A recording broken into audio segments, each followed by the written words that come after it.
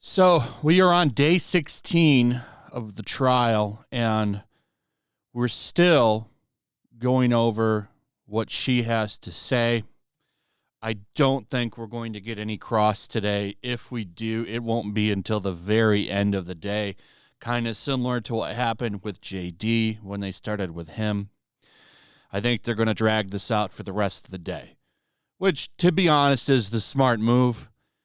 It would be smarter for them to wait until tomorrow for that to start and try to just waste this whole day, which so far it seems to be just that.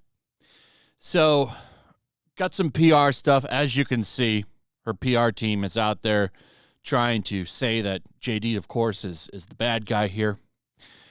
Some interesting stuff, though, that I want to show you guys for today's highlights.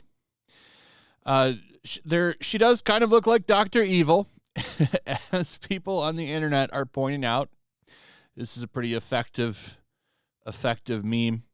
There was even one where they took his hand and put it up against her mouth and put $100 million, which I thought was funny because that is the amount of money she's asking for if she were to win.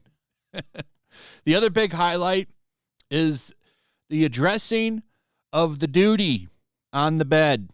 As expected, she's blaming her teacup Yorkie.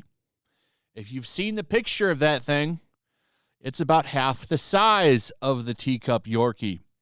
So I'm not really sure that that's going to fly. Maybe they'll bring that up in cross. I don't know.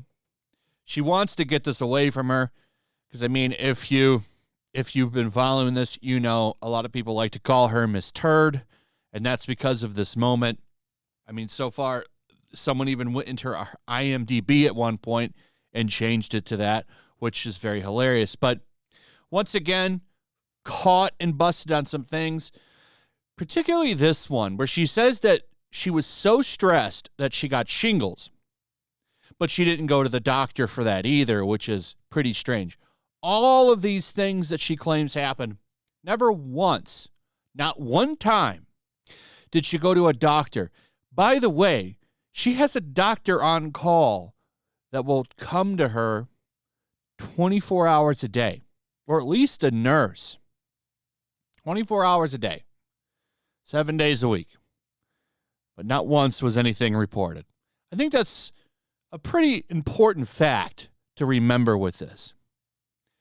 And something that I really hope they pound away at when it comes to cross-examination. They should talk about that because it's a pretty important fact.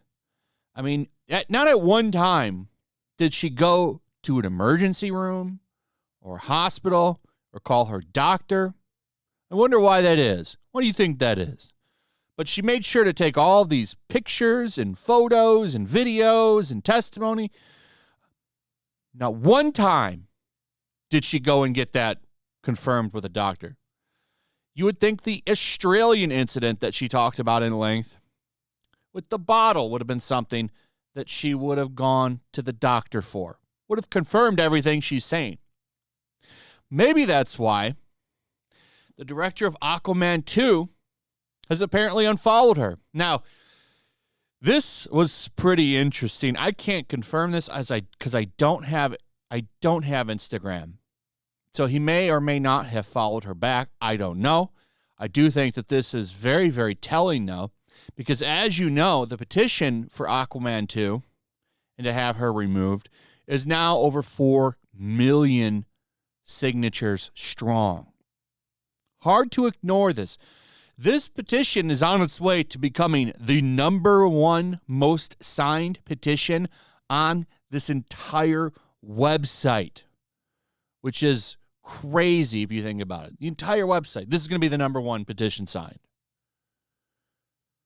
What do you do about this? Well, you know, what does Warner do? I talked about this over the weekend. Like this puts them in a spot, and they really should take a moment to understand this.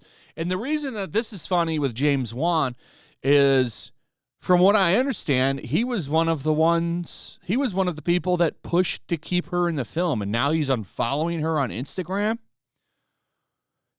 Maybe he regrets that decision. Jason Momoa has unfollowed her now. He's followed Depp, which is very, very interesting as well. But let's take a look at this. So shockingly, new news says that the director of the upcoming Aquaman and the Lost Kingdom, James Wan, has unfollowed the actress on Instagram.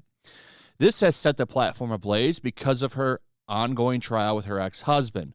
And of course, the eagle-eyed fans on Twitter were able to spot the filmmaker's recent activity with photo sharing.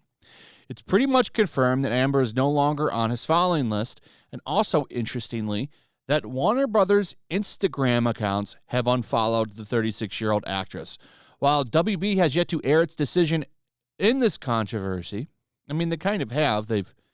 They have kept her on the movie, even though rumors say she's had her time reduced by 10 minutes. And as I said in my previous video on this, it's 10 minutes too many. 10 minutes too many. I'm not interested in seeing this movie as long as she is in it. You're going to have a hard time convincing me to support Warner at all. But if you want me to see this movie, you're going to need to cut all of her scenes from it. Or I won't go see it. I will not support a movie that has her name on it. It's not going to do it. If we think about it, just a simple unfollow on a social media is not a big deal. Still, it's worth remarking that there have been previous rumors indicating Wan was pretty difficult about keeping her in the sequel.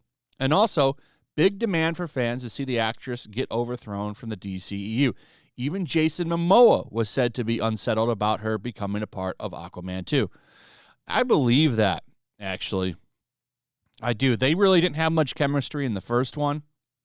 It was awful, their chemistry. He was good in the role. I like him as Aquaman. I liked him in the movie. I feel bad for him with the second one because this is not his fault.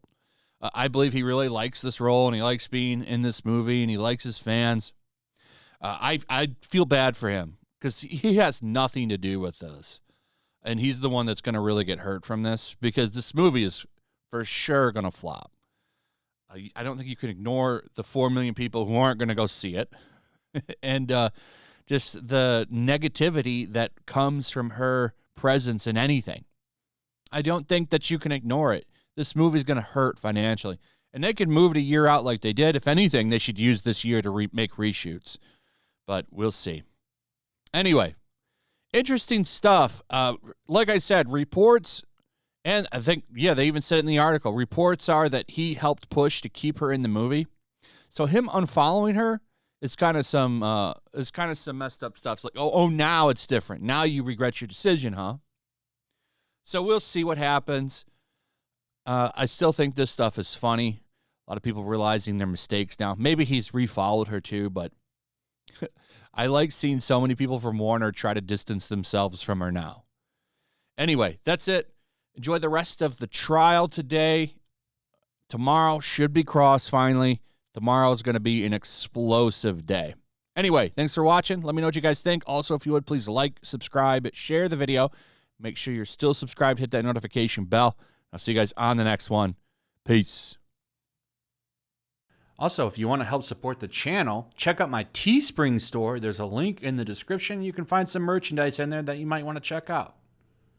Also, make sure to follow me over on Twitch. I do watch parties, play video games over there. They're always fun. Follow me over there and come hang out. Also, make sure you subscribe to YellowFlash, my other channel. There's a link to that in the description as well.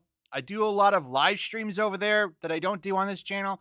Usually smaller and a little bit more personal. So make sure you follow me over there and sign up.